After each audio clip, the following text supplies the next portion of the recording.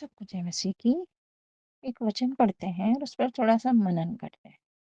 शलोम। हम पढ़ते हैं रोमियो 16 इसकी 27 आयत। उसी अद्वैत बुद्धिमान परमेश्वर की यीशु मसीह के द्वारा युगानुयुग महिमा होती रहे। परमेश्वर की बुद्धि एक ऐसा धागा है जो संपूर्ण पवित्र शास्त्र में पुरोया हुआ है। उदाहरण के लिए ईश्वर में पूरी बुद्धि और पराक्रम पाए जाते हैं।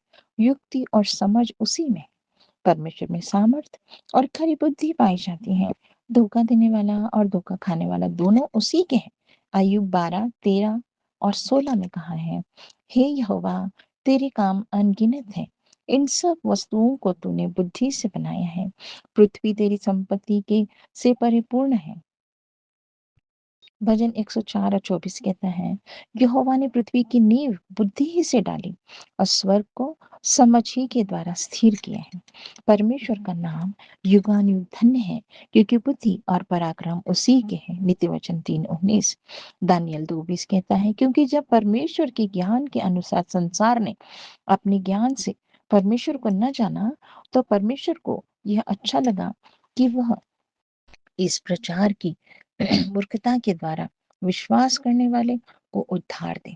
पहले कोरिन्थियों 1 और 21 में लिखा है, यीशु मसीह परमेश्वर की ओर से हमारे लिए ज्ञान ठहरा। फर्स्ट कोरिन्थियंस 1:30। परमेश्वर की बुद्धि उनकी सिद्ध सूक्ष्म दृष्टि, उनकी त्रुटिहीन समझ और उनके अचूक निर्णयों में प्रसिद्ध प्रकट होती है। किसी ने इसे परिभाषित करते हुए कहा है कि यह परमेश्वर की वह क्षमता है जिसके द्वारा वे सर्वोत्तम तरीके से सर्वोत्तम परिणाम उत्पन्न करते हैं। यह ज्ञान से कहीं अधिक है।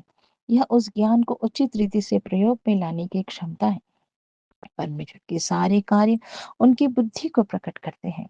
उदाहरण के लिए मानवीय शरीर की अद्भुत रचना परमेश्वर की बुद्धि की भावपूर्ण प्रशंसा को दर्शाती है। परमेश्वर की बुद्धि उद्धार की योजना में भी प्रकट होती है। सुसमाचार हमें यह बताता है कि पाप का दंड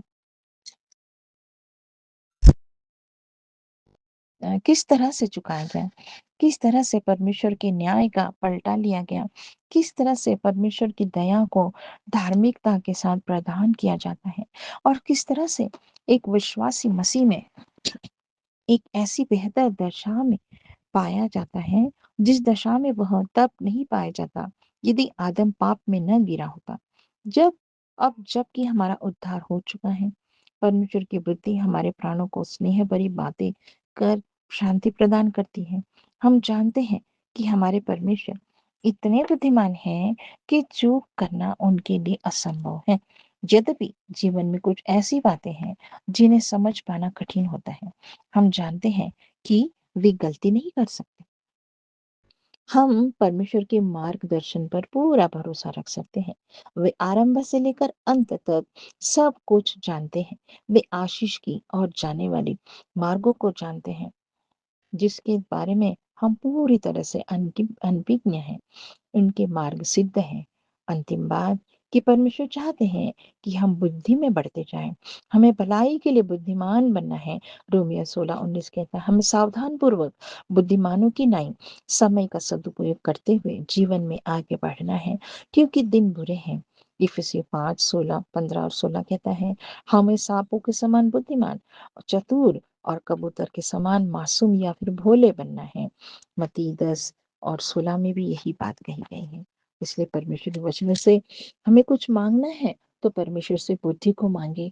हम देखते हैं दाऊद के बेटे सुलेमान ने जब प्रजा का राजा बना, उसने देखा कि इस प्रजा का संचालन करने के लिए मुझे धन दौलत दीर्घायु इन सब चीजों की शक्ति सामर्थ्य की आवश्यकता नहीं, सेना की आवश्यकता नहीं, मुझे योग्य चाहिए, मुझे बुद्धि मत्ता बहुत जरूरी है न्याय करने के लिए।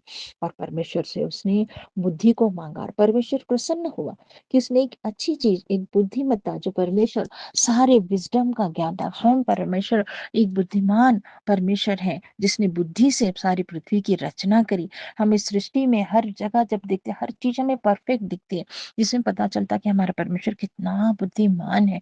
उसने कैसी रचना करी, कैसे मनुष्य कैसे रचा, उसने हर बात में हम परमेश्वर की बुद्धि को देख सकते हैं और हमें आश्चर्य होता है। तो जब सुलेमान ने बुद्धि को माँगा, परमेश्वर अति प्रसन्न हुआ और उसने कहा कि तूने एक बहुत अच्छी बात को माँगा, जो परमेश्वर के तुल्य बात है कि परमेश्वर बुद्धिमानों से प्रसन्न होता है। परमेश्वर बुद्धि का ज्ञाता है और वो चाहता है कि हम सबके पास एक बुद्धिमानी रहे, ताकि हम भले-बुरे के ज्ञान के साथ योग्य निर्णय लेना सीख सकें, संचालन करें, मार्गदर्शन करें और इस बुद्धिमत्ता को हम सही मायने में इस्तेमाल करें। तब परमेश्वर ने देखा कि तूने बहुत अच्छी बात माँगी। उसने कहा, एक अच्छी चीज़ माँगने की खातिर मैं तुम्हें उसके साथ आपको दीर्घायु, धन, दौलत, संपन्नता सब कुछ देता हूँ।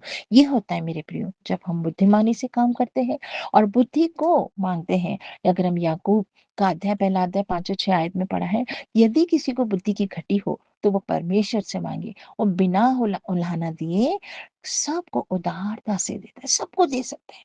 कोई प्रमाण नहीं है परमेश्वर के, इसको कम, इसको छोटा, कोई परमेश्वर पक्षपात नहीं करता। हम जब माँगते हैं, तो परमेश्वर हमको देने के लिए तैयार है। तो हमें माँगना है, तो धन, दौलत ये सब चीज़ें माँगने से ये तो सेकेंडरी हुई। सबसे प्राथमिकता हमने माँगना है बुद्धि, बुद्धि माँगना है, तो बुद्धिमान परमेश्वर आपके जीवनों में और भी एक के साथ और अधिक आशीष ऐड करेगा और आपके जीवनों को बुद्धिमान बनाकर आपके जीवन को एक सक्सेसफुल लाइफ बनाएगा। परमेश्वर जो वचनों के द्वारा आपको आशीष दे। फिर एक बार यही बात मैं दोहराना चाहूँगी कि हमें सावधानी पूर्वक, बुद्धिमानी को नहीं, अपना समय का सदुपयोग करते हुए जीवन को आगे बढ़ाना है, क्योंकि दिन बुरे हैं। क्योंकि हम वचन कहता है कि हमें सांप के समान चतुर और कबूतर के नहीं भोले बनकर इस दुनिया में जीना है। लेकिन हमें बुद्धि बहुत ज़रूरी इस्तेमाल करनी है। परमेश्वर सारी बुद्धि का ज्ञाता आप सबको बुद्धिमानी से भरपूर करे, ताकि हम उसकी आराधना आत्मा और सच्चाई से कर सके और उसको प्रसन्न कर सके। परमेश्वर इस वचनों से आप सबको आशीष दे। शालोम।